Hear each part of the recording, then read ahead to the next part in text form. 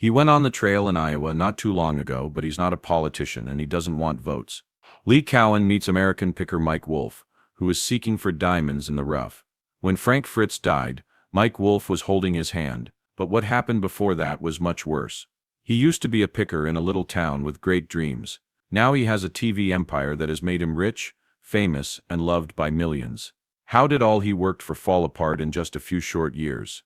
We will tell you things that will bring the whole TV industry down to its knees.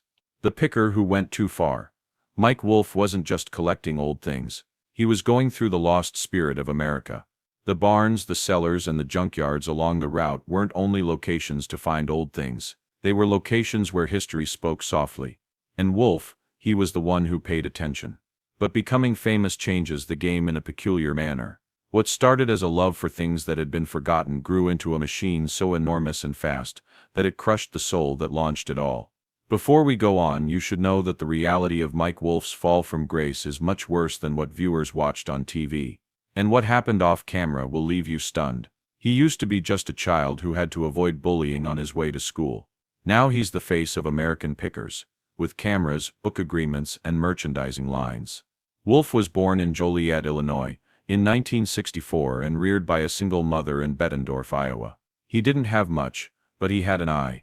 He saw a banana seat bike in the weeds behind someone's house when he was 6. He cleaned it up, filled the tires, and sold it for $5. We would love to. We only need the lead. If you have any leads, please email us. You can reach us via phone. Danielle has the red phone and the hotline all the time. She is continuously on the lookout for leads. It wasn't just a stroke of luck. That was a gut feeling. That was the thing that started the fire. He didn't care about cartoons or Little League. He was out lugging home broken chairs and dilapidated bikes, turning garbage into treasure. Wolfe was in the garage, which was his first workshop, fixing stuff that other kids had left there. It wasn't about money. It was about finding things. The excitement, the search, the story in each rusty frame. He was addicted by the time he was an adolescent. He built a bike shop soon after. But it wasn't the end of the story, that was just the warm-up. He started antique archaeology in 2000. It was more than a store. It was a living museum, a chance to see the history in LeClaire, Iowa. He was doing more than just collecting old things. He was getting to know people, history, and culture. His shop quickly filled up with dusty signs, rusty tools, and worn-out motorcycles, each with its own silent narrative. Nashville is an amazing place. It's clear that it's growing quickly. Yet LeClaire is a community with 3,500 people, and our modest downtown and Main Street are doing incredibly well. And I hope you get to see it since we live right on the Mississippi River. Things were going well at work, but that wasn't enough. Mike wanted everyone to see what he saw. American Pickers hit the airwaves in 2010, and everything went crazy.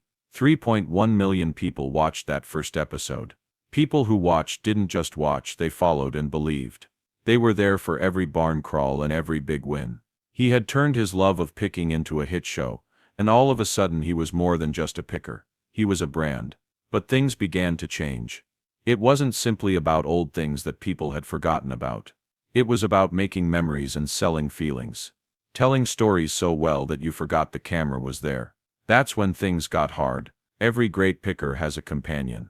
Frank Fritz was that person for Mike.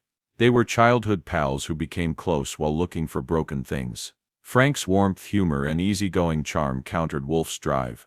They weren't just co-hosts, they were two sides of the same coin. But as the performance got bigger, so did the space between them. That distance turned into a void by 2020. Frank was no longer on the screen. No word, no reason, simply gone. Fans held on thinking he would come back. But Mike made it official in 2021. Frank was gone. Wolfe remarked on Instagram that he would miss him and called him a brother. But Frank didn't believe it. He labeled the article bull in a scathing interview and said they hadn't communicated in 2 years, even after Frank's serious back surgery. Nothing, not even a call or text, just silence. Frank was mad, but he was also hurt. He said Mike had pushed him out and made the show all about him. Frank said it was like being in a band where one person hogs the mic in front of everyone else. Frank had a lot of health difficulties. Reports say that Crohn's disease, an addiction to opioids following surgery, and failed drug tests forced the network to end its relationship. When you buy them, you should seek for a title. Is the frame broken? How do the breaks look? What does this look like? Look inside the tank of gas. Is it rusty? There are a lot of tiny things you should pay attention to when you buy a used motorcycle. But he kept saying he didn't stop. He got the boot. People choose sides. People said Frank needed help. Some people said it was Mike's fault, but then the last punch came. Frank had a huge stroke in July 2022. He never got better.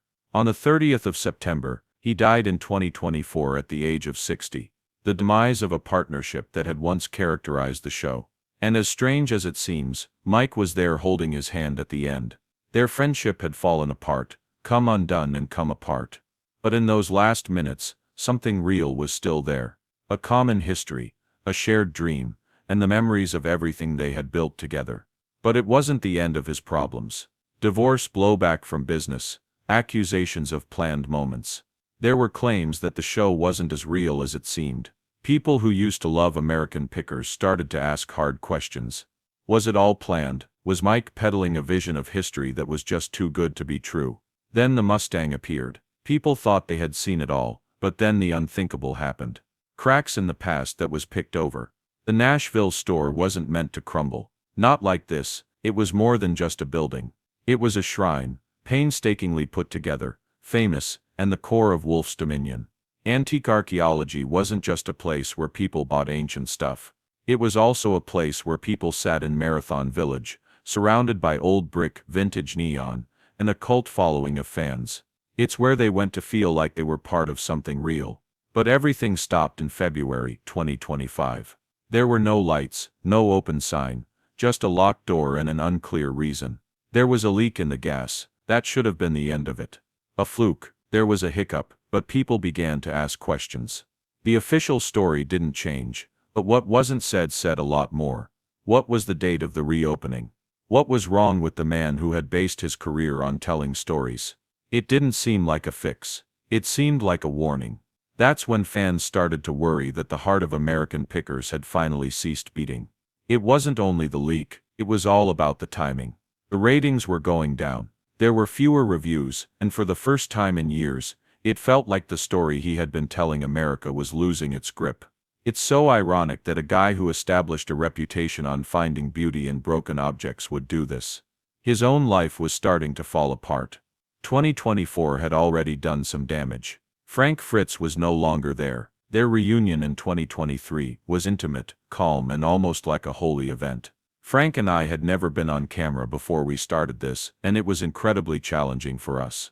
I can't watch season 1, 2, or 3. I can't stand to see myself on camera but grief has a way of bringing up old wounds. Mike had written a touching eulogy, in which he called Frank a dreamer. But for a lot of fans it was too little, too late. Years ago the harm had already been done. And for a short time his tribute was popular. It didn't fix the fissures that had been growing behind the scenes for years. But that wasn't the only break. In the background, Mike's personal life had been slowly falling apart. He and his wife Jody split up in 2020. The woman who had been there for him through her fight with cancer, when she had stage 2 non-Hodgkin's lymphoma and came out the other side, was abruptly gone. It was over by December 2021. The divorce was final. The numbers. Very harsh. Jody got more than $5.8 million, 2 residences, earnings from the show, and full custody of their daughter Charlie. Mike didn't make a big deal out of it. He didn't trash the press. He didn't say anything. But supporters could see it in the transformation, the Instagram pictures, and the fact that he made fewer public appearances. And his interviews were less about him, and more about his cause. He indicated he wants to focus on to protect what really mattered, and make his circle smaller by having meaningful ties. But underlying that thoughtful tone was something deeper, a man trying to hold together a life that seemed to be falling apart faster than he could fix it. He released pictures of himself spending his 60th birthday with his girlfriend, Letitia Clean, the same year he turned 60. There were smiles, sweet words, even a cake, but something about it felt forced. It wasn't phony, but it was delicate. Like someone attempting to tell the world and maybe himself that everything was fine, that the engine was still running, and that the road was still ahead, but it was harder to drive on now. Some of the things we put in here might look random at first, but once we put them into the building, if you look closely, you'll see that there are a lot of layers. I want people to feel like they have to peel back the layers, not so much with their hands, but with their eyes. Because of this in Columbia, Tennessee, there was another storm coming. Mike's devotion for preservation began with good intentions. He didn't merely buy buildings that were ancient, he gave them a new reason to live. He spent $700,000 on a historic house in 2022. He spent more than $1 million fixing it up, keeping the original design. He bought several houses, founded a bike shop, and built a guest house with 2 lanes. It was a dream, a vivid memory of America's lost history, but to people who live there, it was different. They didn't see preservation, they were seeing the process of gentrification. As Columbia transformed, longtime residents saw rent go up, neighborhoods change, and the small town feel turn into something they didn't recognize. The last spark, a plan for a 6-story condo building that would cost $83 million. For some it was a step forward, some people thought it was betrayal. It was at the center of everything under Wolfe's name. People were now accusing the man who used to conserve old barns of tearing down small communities. People on social media were very critical. Some people dubbed him a wolf in old clothes and said he manipulated nostalgia to get money. Some people backed him, saying that his work was important for the economy of the area. But the split was clear, and for a man who used to bring people together through shared history, it was heartbreaking to see communities turn on each other in his name. But Mike didn't leave. But the more he built, the more ghosts seemed to follow when real life became a TV show. There was always more to the enchantment of American pickers than just old things. It was about having faith. Believe that what you saw, the dust, the rust and the buried gems under mounds of hay, was true. But over time, that trust started to break down slowly and discreetly, until fans started to raise the question that no reality show wants to hear. Is any of this real? It all began with whispers. After that, there were the Reddit threads. Then came the moment that made the illusion fall apart. Shelby in the barn. In 2016, he and his team found a perfect untouched 1967 Shelby Mustang GT 500. It was just too good. The plot, the lighting and the setup. It was all like a movie. It's too much like a movie. How does an automobile worth more than $75,000, a collector's dream, simply happen to be sitting in a barn for 40 years, waiting for a video team to show up? Not anymore. Fans didn't buy it. People on the board started making accusations. Did someone plant it? Was the deal set up ahead of time? Was this manufactured drama really a cover for Discovery? That kind of doubt was poison for a show that prided itself on being real. Mike's crew never found any proof of wrongdoing. They didn't have to. Reality TV is always on the line between fact and fiction, but the harm was done. Wolfe wasn't the hero of the hunt for the first time. He was in charge of putting on a show. But that alteration, even though it was small, affected how people thought about the show. Other moments were suddenly attacked. Things that used to seem like good luck now appear strange. Fans ripped apart episodes like antique hunters looking for weaknesses. The trust was going away. Wolfe was in a strange place because of that waning trust. Not just a picker anymore, now a target. The timing was terrible. People in the audience started to doubt him, and his business suffered as a result. A client complained to the Better Business Bureau in early 2022. What was the accusation? Antique Archaeology had canceled their confirmed online order to supposedly sell the identical thing to a higher bidder. They said it was a mistake, a problem with the technology. The customer, on the other hand, was not happy. I just want them to honor the purchase like they said they would. This is my first time at the state fair. I don't like saying that. I just haven't had the chance to come up here yet. I think it's amazing up here, but you know you're only a stranger once. This is my first time here. I know I'll be back. That complaint wasn't the only one. People began to speak up. Prices are high, service that isn't always good, $18 socks with a brand name on them, and basic signs that cost $900. It all felt wrong for a display that was supposed to highlight the working-class grit of forgotten America. It was too clean, too pricey, and too curated. People didn't sure if the picker, who used to go through barns for gas station signs, still recalled where he started. Now he had an empire. But it wasn't simply the prices, it was the atmosphere. The American Picker brand had turned into a machine. T-shirts, posters, merchandise and storefronts that felt more like theme parks than real retailers. Some fans thought that change was a betrayal. They missed the dirt beneath their nails, the filthy road trips, the awkward negotiations with strange collectors, and the overalls. Instead they got Instagrammable moments, carefully chosen looks, and a version of Wolfe that seemed more like a CEO than a storyteller. Mike didn't say much during it all. No big defenses, no dramatic interviews, just more posts, more projects, and more action. But that stillness and distance simply made things worse. People were looking for answers. They received old things and hashtags instead. Columbia, Tennessee, which used to be a sleepy tiny town, was also changing because of Wolfe. A few people cheered. There were more tourists. Money came in, but other people saw things differently. Old residences becoming boutique rentals. Souvenir shops took the place of storefronts. The skyline altered from one brick to the next until it was unrecognizable. People said that the guy who once rescued history was now destroying it by pretending to fix it. When the news about the $83 million condo complex came out, the argument regarding Wolfe's role in Columbia reached a boiling point. 6 stories of modern luxury rise above a village focused on simplicity. That wasn't keeping it safe. That was a change, and it worried people. Wolfe said that his goals were good, and that history and progress could live together. But the critics didn't care about what people meant. They were concerned about the effect. He started projects aimed at little villages with less than 5,000 people from his big backyard in Nashville. Funding, advertising, and infrastructure. The goal was to save the settlements before they were gone. It was good. It was necessary. But there was a catch. More power, more authority, and more say. Some others thought it was a rescue. Some people thought it was a takeover. And then there were the motorcycles. It wasn't a loss. It was a new beginning. He was still digging, even though he was famous, had a lot of criticism, and the show was fading. The last choice. It was sad to see a man turn into the thing he had once attempted to save. He was a symbol of strength and determination at first, of looking for treasure and rubbish. He made money by selling things that people had forgotten about, and bringing them back to life when no one else cared. But with time things changed. His life now seems old around the edges, and his story feels heavy with dust. As the lights go down on American pickers, the question is no longer whether he can unearth another wonderful piece of history. It's whether he still fits in.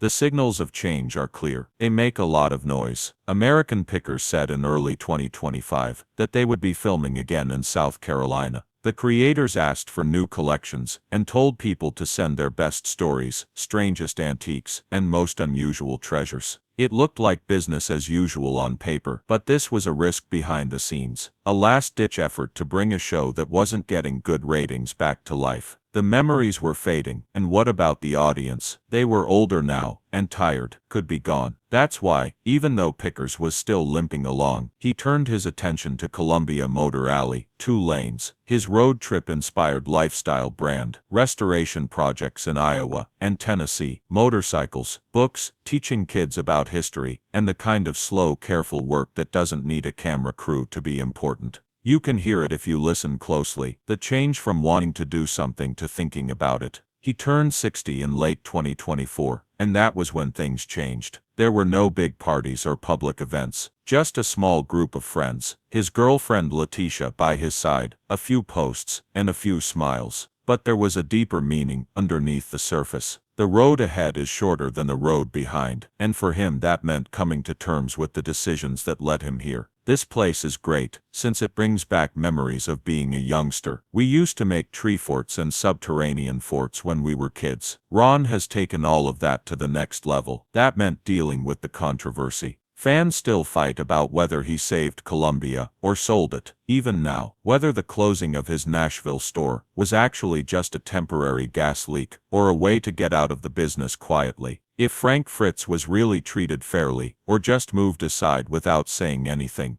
If American Pickers was about history, or just making money. Mike never lost his temper, even though he got a lot of bad press and public attention. He didn't protect himself. He didn't talk badly about anyone. He just kept going. That's what people who pick do. They drive, they look, they keep going, even while the past sticks to them like rust on chrome. In many ways he has become a mirror of the antiques he's always looked for, gorgeous in their flaws, but heavy with history, yet still worth keeping. He looks a little older, and his stance is a little stiffer, but the fire is still there. Maybe dimmer, yet still alive. He still travels into barns, talks to strangers, and believes in the power of a forgotten sign or a hand-painted motorcycle tank. He still publishes pictures of his finds, like a kid who has uncovered buried treasure in the backyard. The business side could be hurt. The empire may be falling apart, but the guy is still picking. Is Mike Wolfe still the voice of history that has been forgotten, or has he become a relic himself, left behind by the world he helped preserve? Please tell us what you think, and don't forget to like and subscribe for more.